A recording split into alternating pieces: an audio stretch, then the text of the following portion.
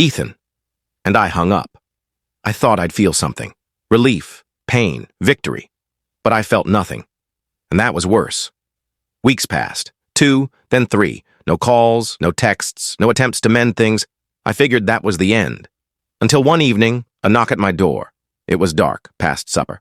I opened it to find Mia looking drained, hair in a loose ponytail, eyes shadowed.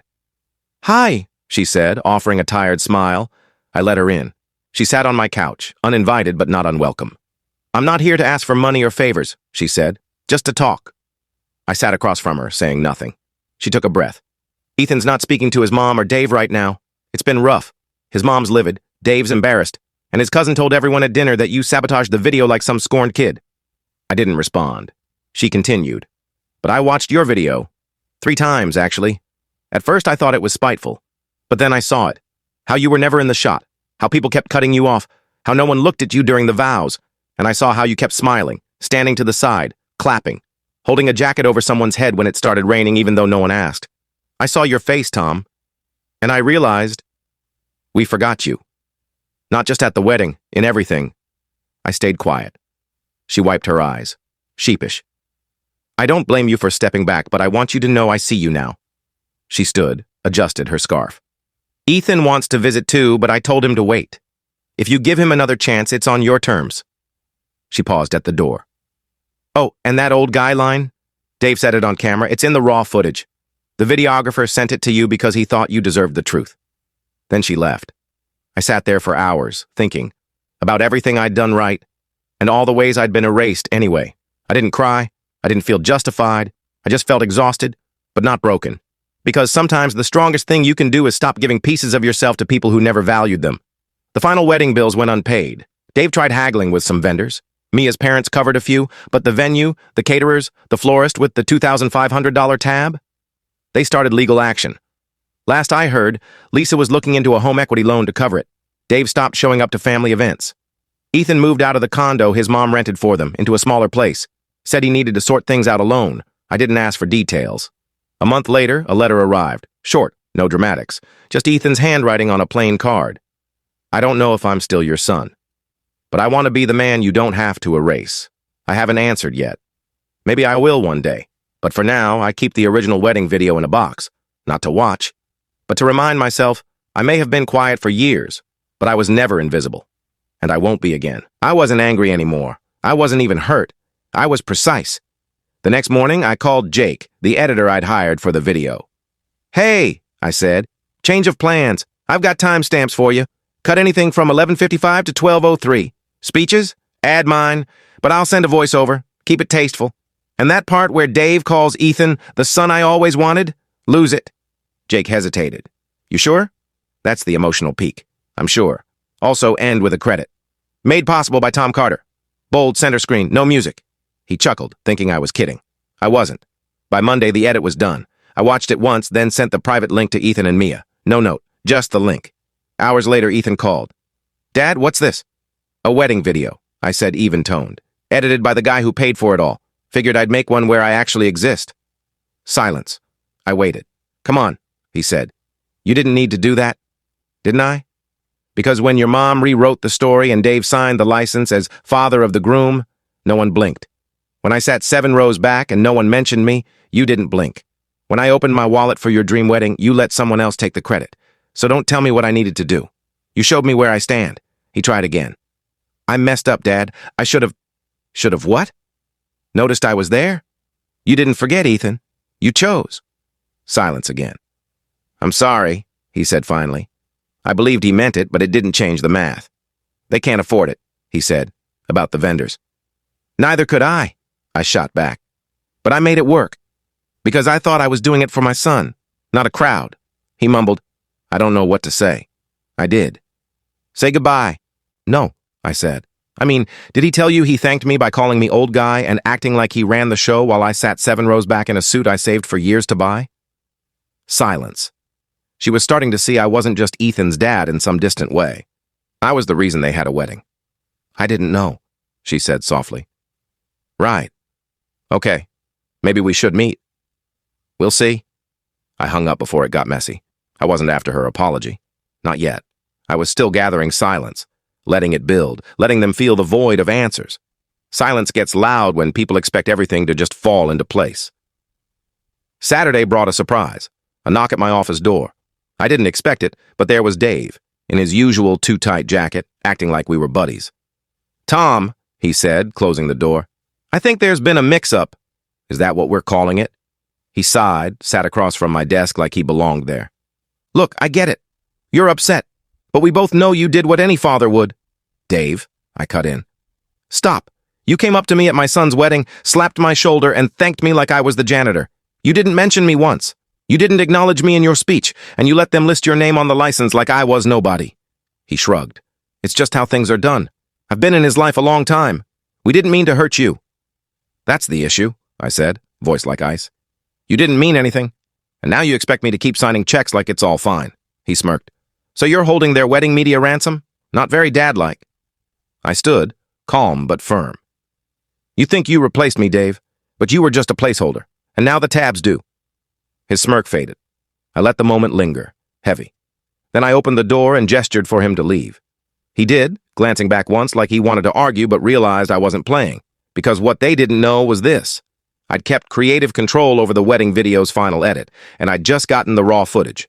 Every moment, every speech, every awkward exchange, every photo where I was shoved to the edge, every clip where Dave acted like he was Ethan's father while I fetched napkins and smiled from the sidelines, and I had one more call to make. That's where it gets good. I didn't sleep that night. Not from guilt. Number, I was awake because something in me was alive again. For years, I'd let people erase me from my own story. I stayed quiet. I kept the peace. I kept paying. But now, I was writing the final chapter. I sat in my office, surrounded by contracts, notes, raw video files, frame by frame, my son's wedding in high definition, every handshake I didn't get, every look that skipped over me. I did. I paid for a lot. But apparently that didn't earn me a mention, a decent seat, or even my name on the license. Silence. "I didn't realize," he said. Neither did I. He went quiet again. "I'm sorry," he said at last, and I think he meant it.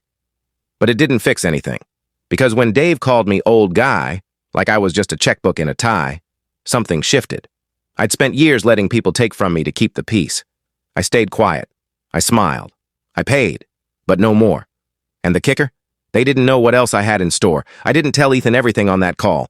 I let him stew, let him feel the weight of it, the way I'd felt in that back row, pretending to enjoy the performance. He asked to meet in person, maybe with Mia. I told him to text first. I needed time to decide how much I'd reveal, because here's what they didn't know. The wedding wasn't just funded by my personal account. It was contracted through my company, Carter Consulting, written off as a promotional event for tax purposes. Smart bookkeeping, but also a necessity at the time. That meant I legally controlled a lot of those services. Photos, videos, even the venue's post-event media rights. Not Ethan, not Mia, not Dave, and I wasn't done. The next day I dove back into the files. I hadn't looked closely since the frenzy of planning last spring, but now I was methodical. The photographer's contract had a clause. Client retains full control over final image release, including approval or denial of publication, if payment isn't finalized within 30 days of the event. Guess who hadn't been paid in full? I sent a quick email.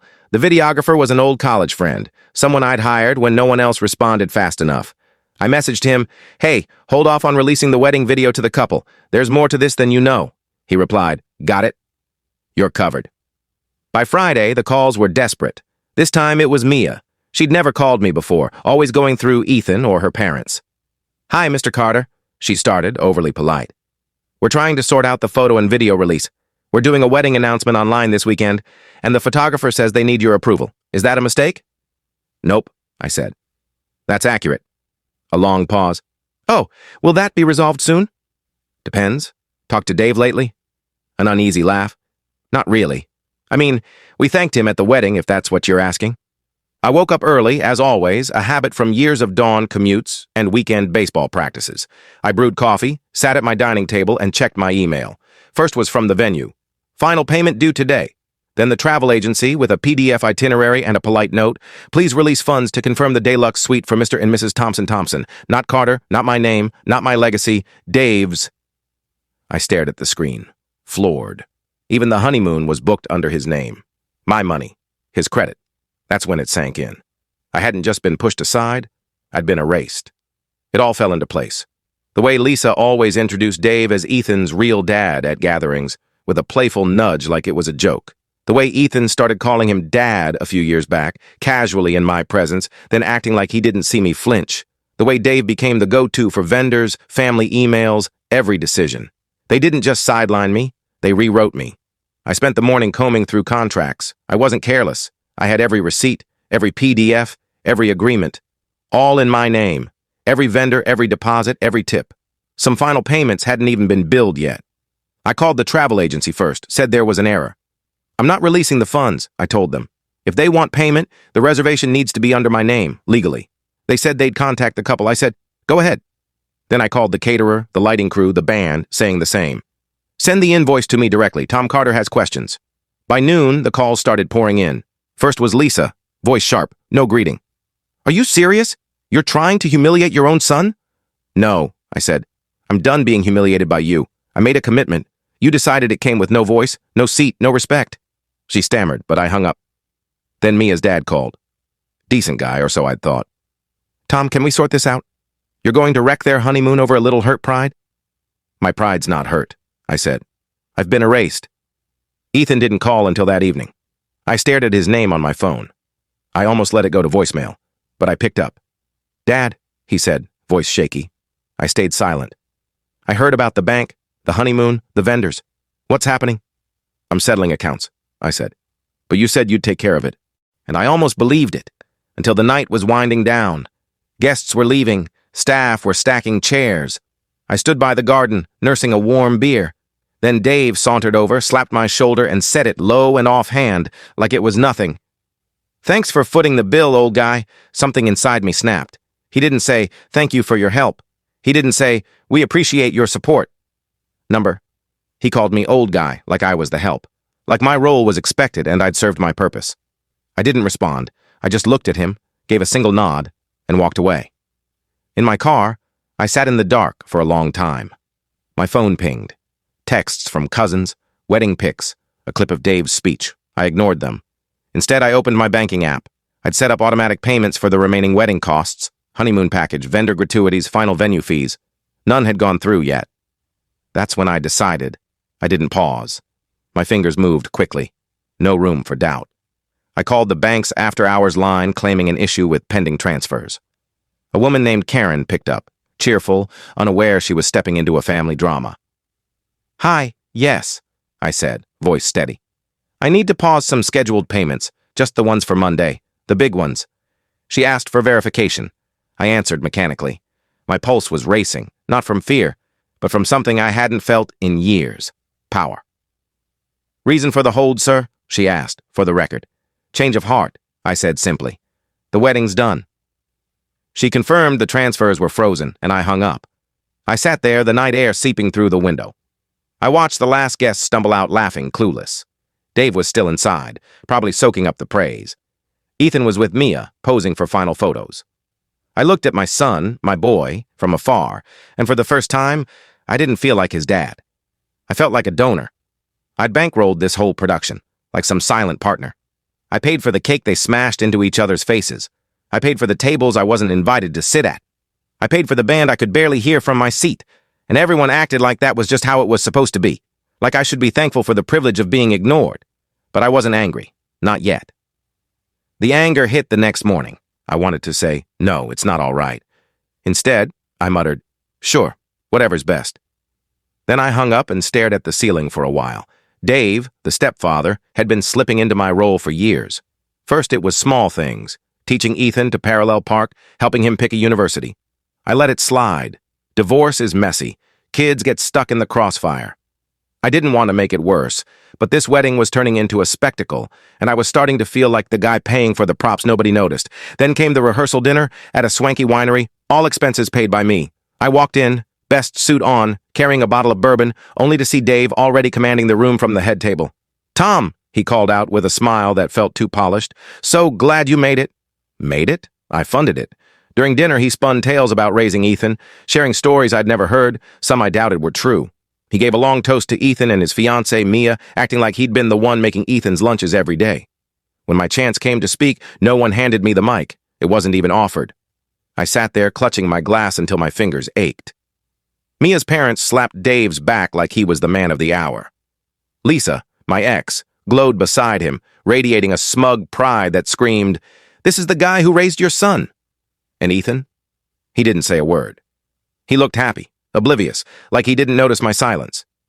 I told myself to wait for the wedding day. Maybe things would change. They didn't. I got to the venue early, ready to pitch in. The staff looked puzzled. "You with the florist?" one asked. Another thrust a walkie-talkie at me. "Here, you can help with guest parking." I didn't correct them. I just sat in my car for half an hour until the ceremony began. The music started. Guests settled in. I was in row G, stuck behind Great Uncle Harold, who kept muttering about how I looked less bald in my LinkedIn photo. From my seat, I could hardly see the vows. Dave was up there, front and center, beaming like he'd hit the jackpot. He signed the marriage license, gave the toast, and took the first dance with Lisa while I watched from a plastic chair by the open bar. Every time I tried to wave or say something, someone else stepped in. A friend, an in-law, the MC. I was invisible at my own son's wedding, but I smiled, I clapped, I stood in photos, even when they pushed me to the side. I kept telling myself, this isn't about you. My name's Tom, I'm 56, and I've been described in many ways over the years. Reliable, headstrong, maybe a bit too giving for my own well-being. But no one's ever said I don't show up, especially not for my son, Ethan. I've been there for every scraped knee, every spelling bee, every late-night ride home. And when his mother walked out and remarried, I kept showing up. Even when she and her new husband Dave started acting like they were the stars of Ethan's life, casting me as some minor player in the background. I bit my tongue for years. As long as Ethan was okay, I could handle being pushed aside. I figured I'd have my moments eventually. Or so I thought. The wedding was supposed to be one of those moments. It began harmlessly enough. Ethan called me one night about 10 months before the big day, brimming with excitement. "Dad, we're planning a spring wedding. Outdoors, lots of trees, real traditional vibes," he said. I grinned, already pulling out my wallet. "That sounds perfect, kid," I replied, not waiting for him to ask. I just said, "Whatever you need, I'm here." What I didn't expect was that whatever you need would turn into everything. Venue deposit? Covered? Band? Covered? Fancy rose-covered trellis? You guessed it. It wasn't demanded outright. Ethan always sounded appreciative. But the requests piled up like stones, each one heavier than the last. I told myself it was fine. I wanted to help. I was his father, after all. But as the day approached, things started feeling off. The invitation arrived, and my name was barely there. "With love from Dave and Lisa Thompson," it read in elegant silver script with a small footnote below. "And Tom." No last name, no title, just an afterthought. Then came the seating plan. At first, I was in the third row, which I could live with. Close enough. But 3 weeks out, the wedding coordinator, a bubbly 20-something who probably thought I was the groundskeeper, called me. "Hi, Tom, we've had to tweak the seating. You're now in row G, just behind distant relatives. That's all right, right?"